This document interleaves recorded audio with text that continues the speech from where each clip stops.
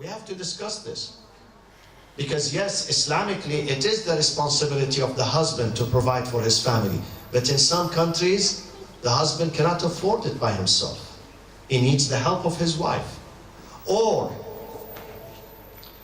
if the wife is working and she generates income, does she have the right to use her money in whatever she likes? Or she should give the money to the husband? We have to speak about this. Or sometimes the husband makes extra money, he wants to help his parents. Is the wife okay with that, or she's not okay? We have to discuss this. Are we going to buy a house or rent a house? We have to speak about this, my friends. Because I've seen sometimes when I do marriage counseling, family counseling, that divorce takes place because of things that are very small. Very, very small. But then they add up. When they accumulate and we don't find a solution for them, they explode. So we have to discuss these things before marriage. Before you begin your life, everything should be clear for you. Nothing should be ambiguous. Nothing should be ambiguous. Everything should be clear for both of you. So there is no room after marriage to say, well, you didn't tell me about you. You were hiding this from me. I hear this for the first time. Don't say that. You have to explain and clarify everything. And my friends, there are books written, I don't know whether you have it in Dutch, but definitely you have them. But I've seen books in English that when the husband and wife, they want to discuss things, they go through the book, page by page, and the book tells them you have to discuss financial affairs, social affairs, family affairs, the children, the schooling, the education, the healthcare, the vacation, the responsibilities. What sort of responsibility I have? What sort of responsibility she has? Does he expect her to cook always or not? You have to discuss this. Because sometimes the husband assumes that his wife, he's marrying a wife to cook for him. But she wants to work. She wants to go to work. She doesn't have time to cook. You have to speak about that. It's between you. God never says a wife must cook or she mustn't cook. He doesn't say that. It's nowhere in the Islamic law. It is between you. It's a mutual agreement between the husband and wife. It's case by case. Some families, they have no problem if the wife doesn't cook, if the wife doesn't clean. They have no problem. The husband understands. Or in some families, I've seen the husband is the one who cooks. He loves to cook. He has no problem with that. Or he loves to do the dishes. I am one of the people that I do the dishes at home. I love it. Not because I'm doing my wife a favor, but I believe this is a spiritual retreat for me. I enjoy it. It's an enjoyment. So I do it. I'm not doing her a favor. I enjoy it. I'd love to do it. So, but in some families, the husband does not like this. They look at it as something demeaning. Wow, the husband's doing the dishes. This is not good for you. You are a man. You are holy. How do you do that? This is in some cultures. So you have to discuss these things, my friends. And there are books. You have to go through these books. Spend time. Spend 1 week, at least 1 week. See how much time we spend on searching for a good house. Sometimes it takes us 6 months to find the right apartment, the right house to buy. And this is a marriage. This is a lifetime commitment. It requires to invest your time and your energy to bring understanding, mutual tafahum, mutual understanding. Now that you got married, inshallah, bis-salama, and the wedding, reception is over, and life becomes very serious, you have to know that this is the beginning of your marriage, is a transitional period for both of you. Because you both were living as singles, most likely with your parents. Now you have another person, and that requires more commitment, more compromise from both sides. more compromise. And you are in a transitional period. Transitional period requires caution, ihtiyat. Requires to understand each other more, to be more sensitive to each other's needs. You have to be more sensitive. Try not to upset each other. Try not to provoke anger among each other. Because you are friends. You are trying to protect each other. Especially men, when you marry a lady, you are taking her from her family's house. Most likely she is marrying for the first time. She was living with her parents. She didn't have financial responsibilities maybe. Now she's in your house.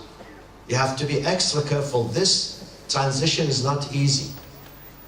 It will alter your entire life. Before you had your own room, your own privacy. You can live however you like. After marriage, you are not completely free. You are not completely free. You cannot put yourself first. There is another human being who's sharing not only your room and your bed, but your life with you. So you have to be careful and sensitive how you treat that person. You have to be very patient, very sensitive, very respectful. And the best way of living is that you are still discovering each other. It takes time to discover each other. So be patient. And there might be some surprises. Sometimes the wife would tell you things that she didn't tell you before. So don't be shocked. You have to be accepting. And sometimes the husband tells you, oh, you know, one day, you know, you are walking on the beach. Do you have beaches here in Rotterdam?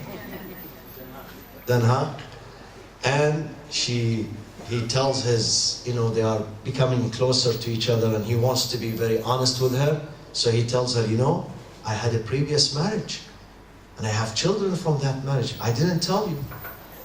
Why you didn't tell me? Because if I had told you that, you wouldn't have accepted me.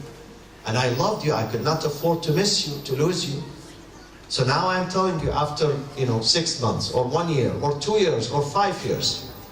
So there will be some surprises. How do you deal with that? Do you tell him, oh, I don't want you anymore? Is this a solution? This is not a solution. So you're going to find some new things, new discoveries with each other. Don't be shocked. You have to train yourself how to be patient. How to be patient. Then, you have, my friends, the best way of living with each other, the safest way, the healthiest way, is not only when you are friends with each other, when you are murabbi to each other, murabbi, trainer, nurturer. A husband, his job is a nurturer, murabbi. The wife is also murabbiya. She's teaching him. She's educating him. And a teacher always has to be what? Patient. A teacher has to have tolerance. A teacher has to have tolerance. A teacher has to have love for his students. If the teacher does not love the students, he's not going to do a good job. If I don't love you, I would not sit here and spend my time and my energy talking to you. I would not do that. I'll do something else. But because I love the people that I talk to. So, a husband and wife, when they love each other, they have to be very tolerant. And they have to overlook each other's shortcomings and weaknesses. We all have weaknesses, believe me. We all have weaknesses. There is no Superman on earth. Superman is a superficial figure, not real figure. Nobody is a Superman. Sometimes we break down because we have emotions, we have hearts, we have feelings, we have sentiments. Sometimes we get angry, sometimes we get frustrated. You have to be patient. You have to be mu'allim, murabbi. And you, through your tarbiyah, through your patience, through your forbearance, hilm, you can change the others. Sometimes people speak to me. He says, I'm very frustrated with my husband. I'm thinking of getting divorced. I say, no, divorce is not the solution. Divorce is going to exacerbate the problem, especially when you have children. But to try to change him. She says, I tried. How did you try? You know how did she try? Through screaming at him, yelling at him, disrespecting him. No, you are not trying. When you try, you have to look at that person as a patient, marid. Patient. Now, if a patient goes to doctor's office, is the doctor going to yell at him and tell him, hey, I don't like you because you are sick? He's not going to tell him that. He knows he's sick. He's going to speak nicely to him. فَقُولَا لَهُ قَوْلًا لَيِّنًا. One of the most beautiful expressions in the Quran. We don't use it. We read the book, but we don't use it. We don't practice it. فَقُولَا لَهُ قَوْلًا لَيِّنًا لَعَلَّهُ يَتَذَكَّرُ أَوْ يَخْشَى. قُولَا لَهُ قَوْلًا لَيِّنًا. Speak leniently, nicely, humbly. Speak humbly to the people. Don't be frustrated. Don't be angry. Don't yell at people. Yelling at people is not going to solve the problem. Slamming the door is not going to solve. Leaving the house and running away is not going to solve the problem. And I'm coming to the third phase of after marriage. I'm going to speak about healthy communication, how we sit and how we talk in a civilized way. There are other things that you're going to see and discover after marriage. You're going to find things that you don't like, definitely. I promise you. When you get married, many of you are going to be disappointed. Why? Because you expected your husband, you expected your wife to be something, now you are discovering something else. Why? Because during the engagement, you used to go to the best restaurants. You used to go to the beach. You used to go outside, smiling, cracking jokes with each other. You used to spend good quality times with each other. So you used to see the good side of your partner, not the bad side. After marriage, no more beaches, okay? No more restaurants. Back to business. Life is very serious. You have to go back to school, back to work, running day and night. So sometimes you discover the other side of your husband and your wife that you did not see before. And therefore you have to be understanding. You have to be tolerant to this. Sometimes I say to each other, be open to each other, don't hide. Some women, they hide their emotions. They get disappointed with the husband and then they don't tell him. 1 month, 2 months, 6 months, 2 years, 5 years, she doesn't tell him. It's not right. You have to be open and candid with your partner. If you don't like something, share it. You have to decide that before marriage. That listen, if you see things in me that you don't like, tell me. Don't hide it. Don't go on and tell your mother, so your mother knows and your father knows and your entire family, they know, but I am the last one to know. Don't do that. Marriage has a privacy. Marriage has respect. We have to respect each other's privacies. So tell the person, but in a polite way. Don't provoke the person. When something has a problem, I should not go to his face and scream at him and tell him, hey, I don't like this in you. This is not the way. ادعو إلى سبيل ربك بالحكمة والموعظة الحسنة. Be very sensitive when you speak to people. Be very, very sensitive. مؤدب. Incorporate adab. Mannerism is very important. The Prophet, when he saw things bad in the community, he would not go to the member and say, I saw fulan doing this. He says, سمعت أقواما. I heard that some groups. He doesn't address the community. He doesn't say, you guys are doing this. سمعت أقواما يعملون كذا وكذا. I heard that some groups some outsiders are doing such and such. So he would speak indirectly. When you are indirect, candid, open, honest, but indirect, it's much more effective. People are going to accept that from you. But if you try to offend people in their face, insult them, they are going to be offended. And once people are offended, they are not willing to listen to you.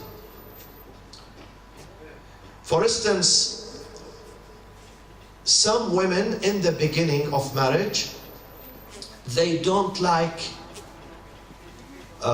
forgive me to say this, many of you, all of you are adults here. We have to send children elsewhere. Some women, they don't like physical relationship, too much physical relationship. Some men, they like physical relationship every opportunity. Some women, it's not. So men have to understand this point. You have to understand, this is a human being. You are not dealing with a physical structure. You are dealing with someone who has ruh, soul, and masha'ir, emotions. You have to be careful with this. You have to be, yes it is, because someone, they come to me, it's my right, say it, this is my right. No, it's not your right. When you exaggerate about it, it's not your right anymore. When it starts harming and hurting and taking a toll on others, it's not your right anymore. You have to accommodate others. You have to deal with your partner as a human being. Not just someone who's providing you service. She's here just to cook for me, to say yes to me every time I need something. It's not good. This is not good. We have to be sensitive. We have to understand their situation. وَجَعَلَ بَيْنَكُمْ. God describes marriage with these two terms, beautiful terms. وَجَعَلَ بَيْنَكُمْ مَوَدَّةً وَرَحْمَةً. He incorporates between your hearts, mawadda, love, real love, not exploitation, real love, وَرَحْمَةً, and mercy. Mercy, forgiveness, and tolerance. Another problem that I see in the marriage is happening, which ultimately leads into the disintegration of the family, is that one of the partners does not shower every day, and therefore they smell bad. They don't shower. You know, in some countries they shower once a week, only on a Friday, alhamdulillah. Which is not good. We live, maybe in other countries they have shortages of water, you know, but we live in countries where there is soap, there is shampoo, there is bathrooms, showers available, hot water, so there is no excuse for you not to shower. And if you don't shower before marriage, no problem, but this is marriage. This is partnership. You are living, you are staying in bed, living in the same room with another soul, another human being. You have to be considerate. Considerate to that human being. So even if you don't like this idea, you have to do it for the sake of others. Take care of your hygiene. Take care of your hygiene. Some men or women, they don't shave their hair. The unwanted hair, they don't shave it. You know, some people counsel me, we speak about this. You think this is not a problem? It is a problem. It causes a problem in the marriage. You have to clean yourself. You have to shave the unwanted hair. Because when you were single, you were single. Living by yourself, sleeping by yourself. Now, you are sharing the bed and your life with someone else. You have to be accommodating to that person. Some men, they want their wife to wear perfume, but he never uses perfume in his life. Or sometimes it's the opposite. The husband, he likes perfume. The wife, she doesn't use perfume. Both of you have to use perfume. Both of you have to be presentable to each other. Maybe she's shy to tell you this, but you have to read about it. Prepare. You have to be aware of this. You have to be aware. You have to be presentable to each other, accommodating each other. Even when you wear the things that you wear. You know, some women, after 2, 3, 4 years into their marriage, she doesn't care about what she wears. She doesn't care about her physical appearance. And that leads into the decline of marriage. That leads into a problem. If you want to keep your husband interested in you, loving you, caring about you, then you have to care about your physical shape. It's not only, your husband is not going to love you only when you do salatul layl and dua and you know, hijab. No, he wants his wife to be attractive to him. And you don't want your husband to look at other women. You have to feed him, give him the food that he wants. We both people, we yearn for love, for attention, for care, both of us. If we don't find it at home, we're going to search for it outside. So try to be accommodating of each other. And please brush your teeth twice a day, both of you guys. Twice a day, not once. Once is not enough. If not, 3 times. 3 times is very good. Who's a dentist here?